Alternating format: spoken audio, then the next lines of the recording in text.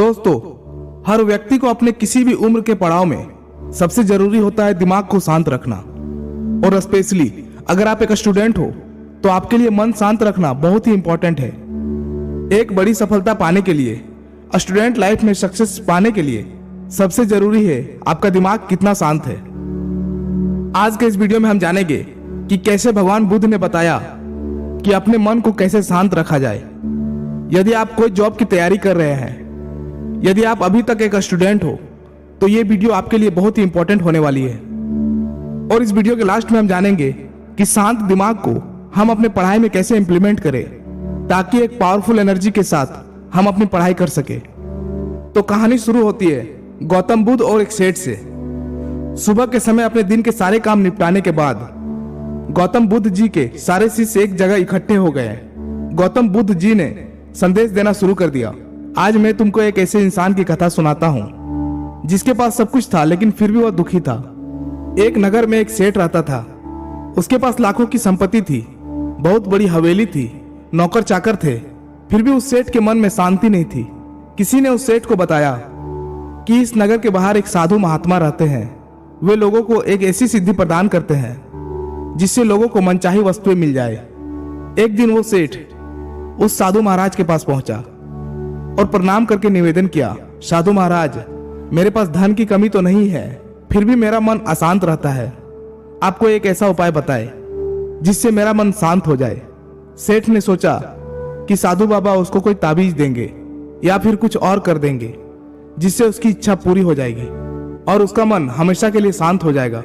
लेकिन साधु महाराज ने ऐसा कुछ भी नहीं किया, बल्कि अगले दिन सेठ को धूप में बिठाए रखा और फिर अपनी कुटिया में आराम से छाये में जाकर बैठ गए। गर्मी के दिन थे, सेठ का बुरा हाल हो गया। उसको बहुत गुस्सा आ रहा था, लेकिन उसने खुद को किसी तरीके से शांत रखा। दूसरे दिन साधु महात्मा ने कहा, आज तुम्हें दिन भर खाना नहीं मिलेगा। भूख के मारे दिन भर सेठ के पेट में चूहे कूदते रहे, लेकिन अन्न का एक दाना भी उसके पेट में नहीं गया। और उसने यह भी देखा कि साधु ने तरह तरह के पकवान अपने सामने रखकर बैठकर बड़े आनंद से खाए। सेठ उस रात बहुत परेशान रहा। वो बिल्कुल नहीं सो पाया। वो रात भर यह सोचता रहा कि साधु तो बड़ा स्वार्थी निकला। तीसरे दिन सवेरा होते ही उसने अपना बिस्तर संभाला और चलने के लिए तैयार हो गया। तभी साधु बाबा उसके सामने आकर खड़े हो गए और उससे पूछा, सेठ क्या हुआ?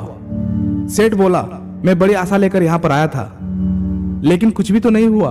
उल्टा मुझे ही ऐसी मुसीबतें उठानी पड़ी जो मैंने अपनी जिंदगी में कभी नहीं उठाई, इसीलिए मैं जा रहा हूँ। साधु मुस्कुरा कर बोले कि मैंने तुमको इतना कुछ दिया, लेकिन तुमने तो कुछ भी नहीं लिया। सेठ ने आश्चर्य के भाव से साधु को देखा और बोला कि आपने तो मुझे कुछ भी नहीं दिया। फिर साधु ने बताया कि सेठ, पहले दिन जब मैंने तुम्हें धूप में बैठाया और मैं खुद छाया में बैठा हुआ था, तब मैंने तुम्हें बताया कि मेरी छाया तुम्हारे लिए कोई काम नहीं आ सकती है, लेकिन तुम्हें वो बात समझ नहीं आई। फिर मैंने अगले दिन तुम्हें भूखा रखा और खुद ही बहुत अच्छी तरह से भोजन खाया। उससे मैंने तुम्हें समझाया कि मेरे खा लेने से तुम्हारा पेट नहीं भर सकता है। सेठ याद रखो, तुम्हें मेरी साधना से सिद्धि नहीं मिलेगी। तुमने अपना धन खुद की मेहनत से कमाया है और शांति भी तुम्हें अपने पुरुषार्थ, साधना और अपनी मेहनत से ही मिलेगी। सेठ की आंखें खुल गई।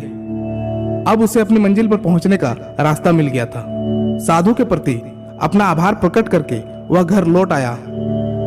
इसलिए दोस्तों, बाहर की शांति के बजाय आंतरिक शांति को ढूंढने का प्रयास कीजिए और ये शांति आपके अंदर पॉजिटिव एनर्जी क्रिएट करेंगी।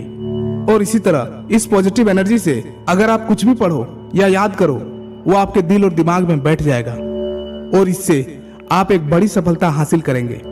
अभी आने वाले वर्ष में बहुत से कॉम्पिटिटिव एग्जाम